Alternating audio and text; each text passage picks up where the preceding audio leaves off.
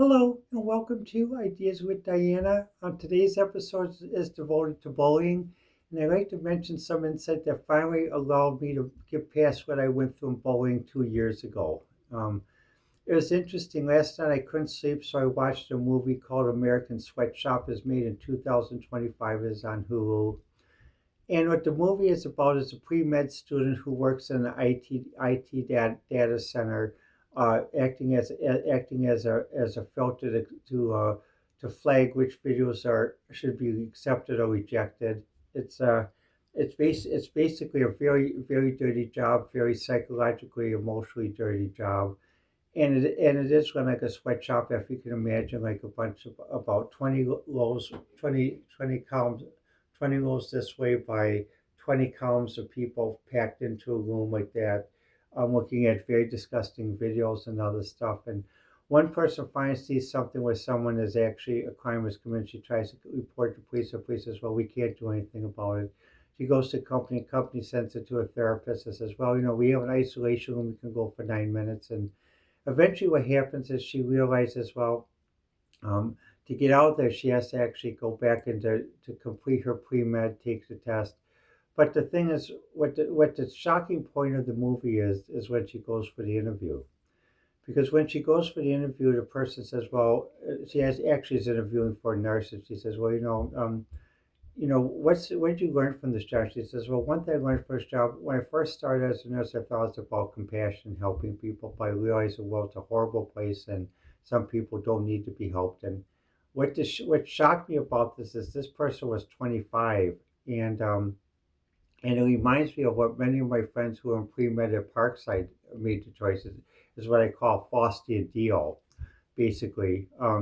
In essence, what happens is that the person accepts basically working in a bad environment, doing bad things, so they don't work in a better environment like that though, or what the Chinese call anichan in that though.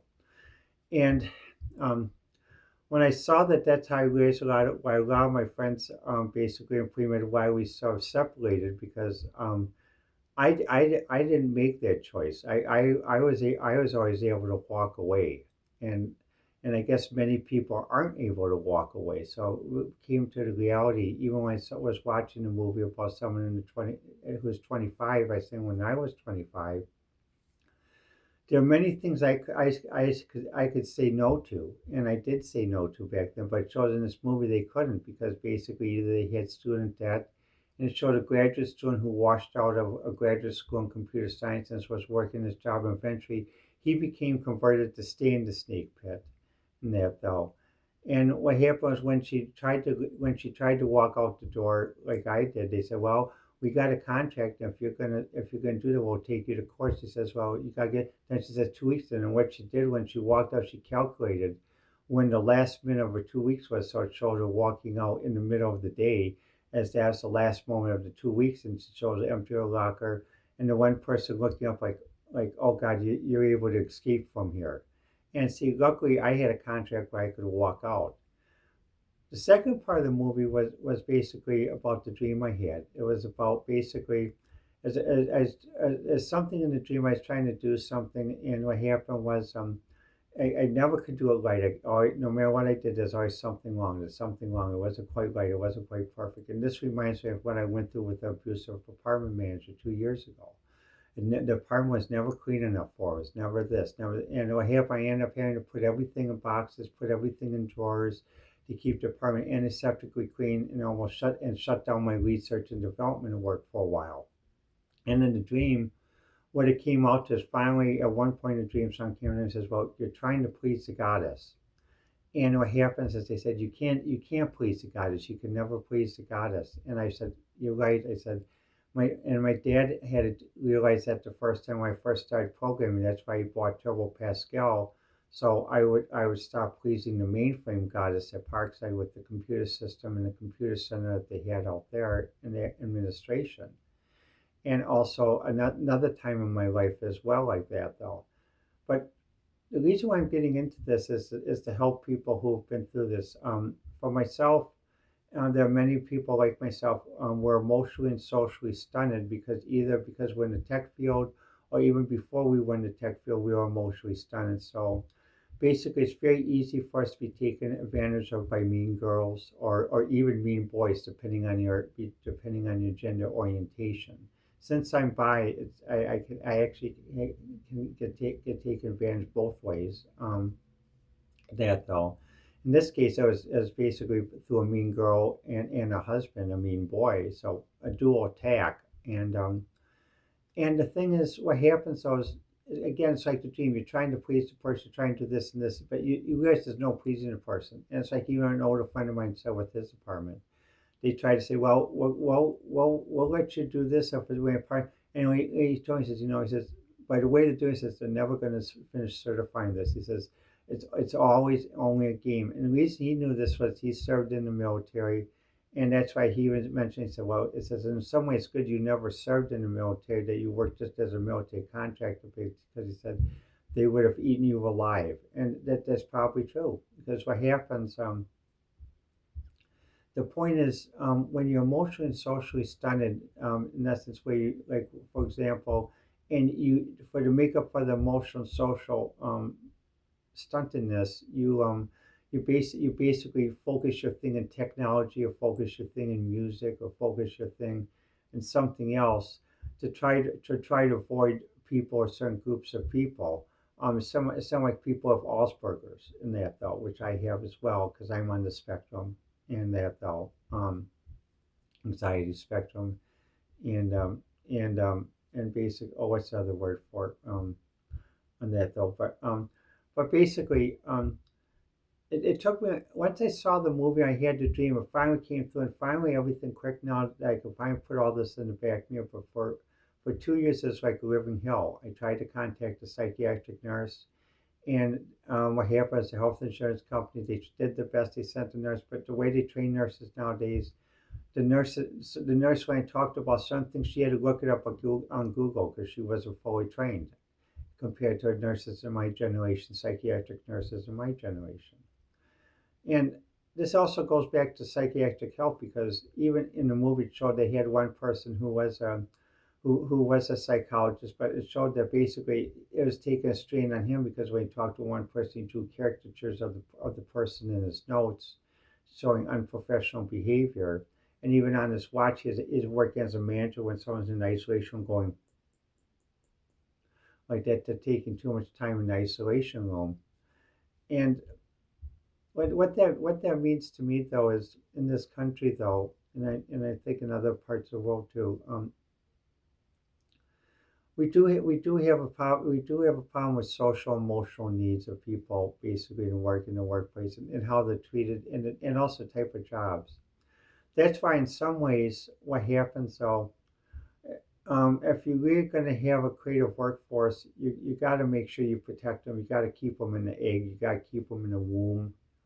And in some ways, that's one advantage that some countries have, is that they can set up special womb cities, like there for tech force to live in, or business team to live like that. Though that's away from all the other types of social and emotional abuse that they go through otherwise, so that they can focus.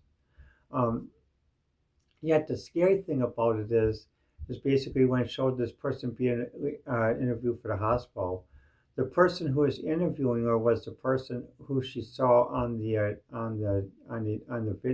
streaming video that was participating in this grotesque thing of actually doing harm to another person, and doing it so people would pay for it and watch it in that though. And this person was head of the hospital. But I at first I thought, well, wait a minute, did she know? And then I realized it showed the one scene where she actually did know, so she actually prepared for it. So she was in a self gave into the conversion that basically, so rather than be the prey, become the predator. And that's what happened with a lot of my friends in pre med at Parkside and UW Parkside. And also, what I've noticed that even like with this one group 2 years ago, they did the same thing. So what happens in this society, if you when someone is socially and emotionally stunted, you have to realize it's not you. and also no matter what you do, it's never going to be perfect form. But the problem, but the main thing you got to do is find an attorney. Also, you got to find a group of friends that are mature enough to talk about this too. But just don't necessarily go to a therapist because there are a lot of inexperienced therapists out there, and a lot of communities use what's called student therapists. Basically, that aren't qualified either, or they use foreign doctors that aren't qualified, or basically they are qualified, but they won't do it because if they do try to lock the boat, they'll be deported back to their home country. And then so what happens? They play along. In essence, they decided to join the predators rather than become the prey. And so it's a matter of finding a person. And if when you're on the autistic spectrum, it's hard sometimes to trust people because basically um, as basically because you have a different mind than everyone else, and everyone thinks, well, just give you medicine, but they don't understand what based upon where you live in the United States. This is my example. Where you live in the United States, different health insurance companies may give you like medicine and may not. I mean, some they'll give you generic medicine which will make you very fat, and then it'll make you very happy. Like when you go, you'll want to go to church, and you'll believe everything the minister wife says. Oh yeah, they're trustful. I can trust them. They told me to walk off a cliff, and I trust them to walk off the cliff because God will save me. Um, no, that's an example of being taken advantage of again because of someone socially and emotionally stunted or immature. And what happens? That's a deliberate being taken advantage of in that though. And some people say, yes, you could argue that in the Bible that God doesn't save people who deliberately put themselves in danger. Yes. However, but you have to understand the Bible was written by men and also was written from two sets of translated texts, one in Aramaic and one in Latin. But it was mostly written by men. So it was written at the time of the 16th century, like mostly the King James Bible is. About the philosophies of that men wanted people to follow in that time, especially those who were basically in the upper group. And like on Doctor Who, what I mentioned, it doesn't matter if someone's in the upper group or lower group. They both have the same fallacy. They both believe what they want to believe, and they both want to solve a problem how they want to solve it rather than really on how a problem wants to be solved. And that was discussed in the face of evil, which I discussed in another video. Um, and so basically, to those of us who have Alzheimer's, who are autistic, who are socially and emotionally stunted, and even those of us who are trans, we get the same type of attack too. It's what my mother used to call the tough kids from we seen in Kenosha.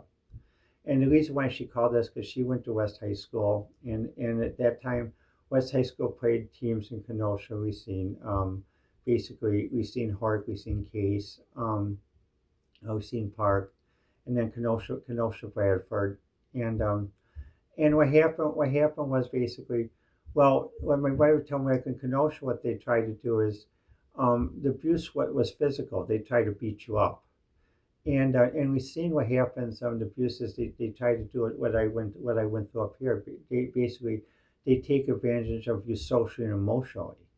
And in Milwaukee, basically the Krauts and the Fourth Reich kids try to beat you up, and also try to give you the silent treatment and isolate you. So that's why years ago when I lived in Kenosha, I spoke before the state council about the resurgence of the tough kids from Kenosha. And finally, one person on Common Council who always was a little bit half and half about accepting what I said, he finally stood up and he said he is from one of the older neighborhoods. He said, so this is why you're feeling the way you have in the last few years. He said, and finally he said, why support?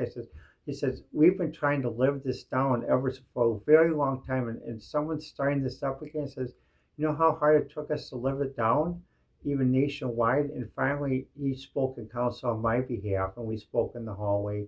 And then after the break, we went back in council and spoke together. And guys, I'm glad you finally had the courage to tell us that though. And then he asked me who it was. He says, we'll take, I'll make sure we take care of it in there though. And it was more than an excuse. Well, we don't watch them close enough. Or people, well, we're not perfect people because that's what they always do. They always bring in a bad priest or minister say, oh, we're not perfect people. Or what's the other one? Oh, well, there's a few bad apples. You can't expect bad apples. You gotta expect a few bad apples. And again, this goes back to the X Files. Apology is policy. So they have this litany of a list of apologies, and finally you realize no, that's not right either. But in Racine, though, they have to do the same thing. I'm debating on whether to go in front of this Racine Common Council and explain about the tough kids from Racine doing the social and emotional beauty bullying. I did start in August, and one Alderman asked me to talk with them privately about it because they're trying to resolve this internally. Um, but I, but what happens is what I'm hoping with this video that it'll help people that are going through social emotional abuse, bullying like that though, because they're either social emotionally stunted or they're not aware of people using different tactics that they shouldn't be using. Um, Also, this goes for trans people too, because what happens, even though you may transition, like I transition male to female, biologically I am female. However, when I do go on dates, there's many times that basically I run into when I do go on dates with women, it's like I still have to pay for the date. So basically, I'm still the guy. I'm still paying for the date. And that's how you can tell when a couple, whether it's a gay couple, lesbian, who pays for the date. That's a person who's actually being the guy. And if it's not a shared responsibility in the gay or lesbian couple, or even with basically same gender friends, then basically it's a form of abuse and control. And that's the reason why we have to be more knowledgeable about this. And you just can't say, well, if everyone just believed in God and everyone just believed and went to church and all this stuff would go away. No, church actually makes it worse because churches are very corrupt too. That's why I'll attend a church, but I won't be a member of a church again. I was a member of a church at one point in Kenosha, and I volunteered to make coffee on Sunday mornings and had this big coffee pot. I made this, and everyone. But what happened was found out I was tolerated. I wasn't really liked. And then at one point I finally realized how far how short the toleration bridge is, and basically that's why when people say, well, let's do it to church, no, I mean the best thing to do is like things what's happening like with Turning Point. Although sometimes I disagree with some of the things they say, there are other things I do agree with. I mean, like with Charlie Kirk when he used to have these when he had talks with college kids. I mean, I watched some of the videos, and some of the videos were really basically they were really loaded. Like Kirk is going to talk with 25 liberal college students, and I thought, well, I was just wondering how this was going to be done, and I saw the company with it, and so they had Charlie Kirk in the center, and he had a little time clock here for 15 minutes, and they had students sitting in a circle, and each one came from a chair would come up and sit at the table, and they'd have a topic they'd talk about like for 15 minutes. So each one would come up and eventually at first it started the students that came up were very hostile. They said, well, you don't agree with this, you don't agree with that, you're racist, you're a bigot, or you're anti-trans or something. And finally, after a while, basically, when one person mentioned that something about trans, about someone being intersex, he said, well, oh, okay, so there is a reason why people do become trans. It's not because they're being bullied or pushed into it. It's because they actually are intersex, so the body makes them trans. Yes, and that's like the case with me and others. And so eventually, as the students talked, they realized one thing which was interesting, though. First, they talked with him because they were told to hate his views and hate what he said and hate what he believed in. But yet, there's something they discovered when they talked to Charlie Kirk. And what happened was, compared to the liberal professors in the liberal administration, Charlie Kirk actually listened. Yes, he listened. He listened. And what does that mean? He actually was evaluating what they said, but he also was interjecting his thoughts and opinions into what they said to aid. It was actually a conversation. It wasn't a monologue. It wasn't a diatribe. It wasn't talking points. It was actually two people having a conversation. And when the students saw this, it's like they thought, I could see the expression in their faces. It's like something that they couldn't even have even with their parents because man, their parents are so busy working, trying to provide for the society, overpriced society, that there's someone there who's actually listening, even though they have a different opinion than them, they were told that he's the enemy.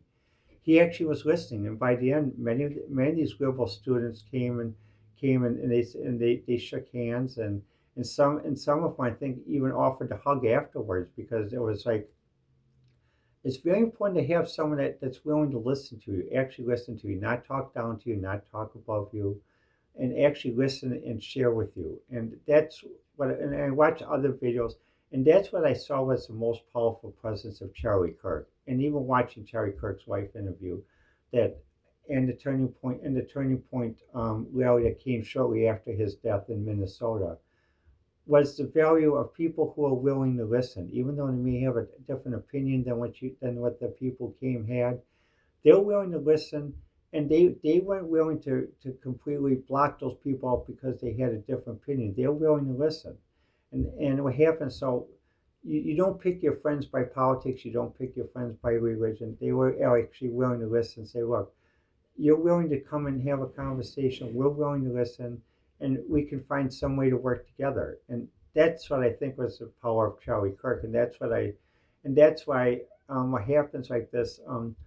This goes into the social emotional abuse like this. So that basically here's one way how that stopped it. That's why many liberal college kids, even though it came out first, told him that he's the enemy. He should be hated. Um, the liberal professors don't like to use religious mantras, so they won't say he's the devil incarnate. They'll say something else. They'll say like oh he's this um, oh um, he's this false news guy or something else what they call the right wing media in that though. And but when they came to talk with them, they realized it. And what happens even with Turning Point, I watched the funeral from Phoenix and on streaming again, and but with Turning Point, there's certain things I agree with them, and I'm glad that they're doing a leadership program. Even though I can understand some of the views on trans because basically um, I agree that basically in sports, so certain trans people should not compete in women's sports conditionally because of what's happened of perceived abuse and actual abuse of the sports program. In women's sports, it's very hard for women to get scholarships in sports to go to college compared to men. So the abuse has to be watched even closer. Um, so regarding how to overcome the social emotional abuse, just remember a few things. One, no matter what you do, it's never going to be perfect. It's never going to be written off. So what you got to do is first thing. Oh, a friend of mine told me, um, if you live in a one-party state like Wisconsin, carry a tape recorder, a voice recorder. Long as you hold this out while you're talking to someone, someone can't say you're doing it. You're doing it as undercover recording. So when you talk with someone, you turn this on, or if you have a phone, you turn on your phone like this and turn it on while you're talking to them. And that too, remember anything they want you to do, you have them put it in writing. And I guess if they say something like your oven's not clean, you say, okay, you put in writing exactly what, and you show me exactly what needs to be cleaned in the oven. You turn on your phone's flashlight, go in there and have show 'em. And next, what happens? Third thing, if you have to hire someone to clean your apartment, pay them, give them a receipt. And the other thing though, just remember, get legal. But when you get legal, make sure you talk with an attorney who's not burnt out, and make sure you talk with an attorney who's not in with the apartment realtor group. Make sure you talk with someone who's in for you, who's defending you, and not defending the realtor group or in for real. Because there are many attorneys that they'll make off that they're landlord tenant attorneys, but they actually are defending the realtor group. And that though. And next, it's like PTSD. Give yourself credit you survived. It's like being through a siege, being through a battle. Eventually, it's going to end. And what happens is the main thing they're going to do everything, as my parents used to tell me why they didn't want me to go out to bars and Kenosha. They're going to do everything to try to make you throw the first punch. They're going to tease you. They're going to harass you. They're going to say, "Oh, look who came in. Oh, oh, is that the guy that lives as a girl?" And they'll try to tease you to make you throw the first punch. Don't throw the first punch. Don't do violence, because even like on Sliders, there's an episode where Quinn went back, uh, where he's in an alternate reality where he faced his younger self and he told his younger self, because he had a group of boys and kids that were emotionally and socially bullying him and kids, and when he was younger, he had someone that cost a knee, and in the storyline with his younger self, we finally talked him on, and his professor told Quinn, those kids are bullying him, and the school's not doing anything about why are you. He says because the hard thing is whenever, even though you're being hurt by someone, whenever you hurt someone because you do care, you will have to live with it and live with the anguish of it, and living with the anguish of it is worse than being bullied. So never give in to violence. Another thing, learn how to walk away. In the isolation room, like showed in that movie American Sweatshop, is not an isolation room where you don't have privacy. People can see you, and people can partially hear you. Actually, walk away. Like what I would do, like when I was worked at the research park. There's a certain place in research park office met it's sort of like a public place, but there's a certain place. It still exists today for us to get away from the social bullying that goes on, social emotional bullying goes on in Milwaukee Research Park. And even Parkside, there's a special place too, UW Parkside, and in each UW campus, there's a special place. It's not put on the campus student handbook. You find out by asking around other people who are autistic, other people who are socially, emotionally stunted, but are good people. Finally, get enough rest. Make sure you rest, even if it means that you can't get up at 7 o'clock in the morning as everyone else to go to work. If your day starts at 10 o'clock in the morning, your day starts at 10 o'clock in the morning, like mine does, because sometimes I can't sleep all the way at night too. Like last night, I went to sleep. I slept partially till about 1:30. Couldn't sleep, so I got up and worked on a project for a little bit. Went back to sleep about 5:30, and then tried to get up. Then was awoken by the phone about 9:30. Then slept in a little bit, and then I had woken by a friend's call, and basically finally was able to wake up about 11 o'clock. So make sure you get enough sleep. Also, make sure you get enough of the right food. Everyone's going to tell you, like, because another thing what they do in social emotional bullying, they try to control your food. Like with me, they say, "Oh, you drink too much milk. You drink too much cheese. You don't eat enough this. So we're gonna, and they try to get social service to try to convince them to cut your food card so you can't get the food that you actually need. But get the food you actually need. If you need a lot of milk, drink milk. If you need cheese. But also don't go to the food pantries if they're going to give you expired food and cans that are bulging. Don't go. That's why I don't go to food pantries, because I've run into too many cases where they gave me expired food. They say, "Oh, it's still good. It's still good a few weeks after the expiration date," and then I taste it like, oh God, I get extremely sick on it. And that's why what I rather do is I tell people, if you want to help out, either basically give me a few dollars to buy food, or if you don't want to give me a few dollars, give me a discount card for Wendy's or Dollar General or Pick and Save, and that way I definitely will use it. And I actually prefer it that way, because that way it actually does get used for food. Because when you're emotionally and socially stunted, and you're going through social emotional abuse, you also spend a lot on credit cards, because basically because what happens, you want to do something to get out of it, and what happens is you want to spend something that makes you happy. It's like buying candy, and what happens, it helps a little bit, but you pay a big debt. That's why a lot of us do thrifting. We go to Goodwill, we go to Salvation Army, and like for my Barbie collection, I do thrifting. I do clothes thrifting. I go do Barbie thrifting, doll collecting thrifting, because what happens at that time, it's only $5, and that's what many psychologists and psychiatrists will say. Someone who's being social emotional abused, most people, when they can spend at least $5 a day on something that's not purposeful, that helps a lot in overcoming social emotional abuse. And it's better to do it through thrifting than through food. But basically, you have to watch because your apartment or home is only so big. But some people do it through food, like go and get a snack or something else. But the whole thing is what happens. Just recognize that these people out there, and if to understand this more, I recommend watching the movie American Sweatshop. Just remember when you watch the movie, please be prepared, as it is not sugar coated, and it does show a lot of stuff. I was quite shocked, even because when I was 25, those are some of the things that I never did, but I knew many people in my pre med class did, and that's why we drifted apart. Because that's why in '80, that's when we started in '82. We were close and tight like this. By about '83, we started drifting apart. Because I actually started listening to music tapes while on field trips because sometimes I couldn't stand to talk. By about 84, I started to realize that basically these people were taking a different path and were willing to give into a Faustian deal. By '85, they realized that I realized that they were, taking a different path.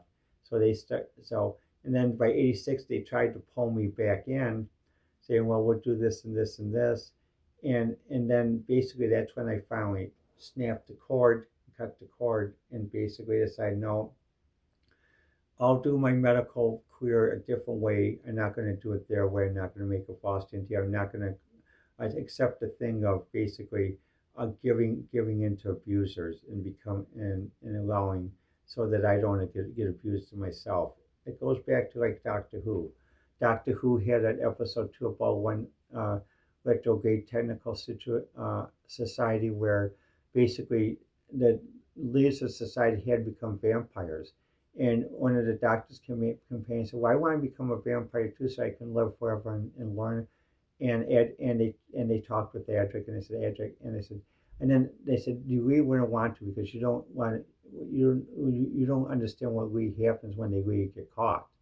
And what happens at one point in the episode showed it showed that vampire completely turning into dust and their soul and spirit going into nothingness. And Romana saying, "Adric, that's why we didn't. That's why."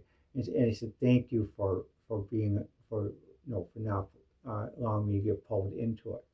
And see that's what they always try to do is, and that's what this story of American Sweatshop is about. One person who was pulled into it. And she was pulled in because she needed money to take care of her daughter, and she is divorced, and basically, but what happened was, I it does show basically some of the social emotional abuse and also what you have to do to overcome it. Because when she went for the interview, you have to be able to have the same confidence that she spoke in the interview. And it seems like she gave in, but she didn't. But she's actually what happened. She's actually turning the tables on them. So she's becoming the predator that's going after the predator, which is in a way a good predator.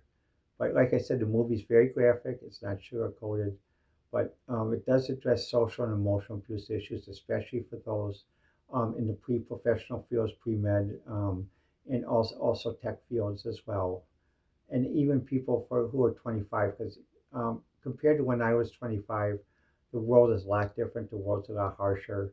Um, and I was glad I saw it, but like I said, just be prepared. It's not sugar coated. Well, let me know what you think. And the best way to reach me, as I said, is through YouTube, Facebook, X, and Pinterest. Um, and just remember, I'll try to respond to comments as fast as possible. Some days I feel good, some days I don't, so it takes me a while. Um, and that though, so just be patient. And I'd like to thank you for watching. And this has been Ideas with Diana on December 31st, 2025.